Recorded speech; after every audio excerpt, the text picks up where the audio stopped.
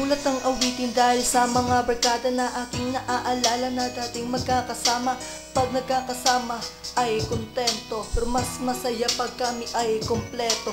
Mga masasayang alaala ay bumabaha, lalo na ang mga naiibang salita. Ito'y hindi mawala sa aking isip, lalo na ang salitang pag-ibig. Namimiss ang tawanan, tuksuhan, kulitan, kaya hindi magawang kayo ay kalimutan. Sa lahat ng section sa amin ng the best, di mawala ng kodigo, lalo na pag may test. Kaya napapasabi si ma'am, wow, may pinag-aralan.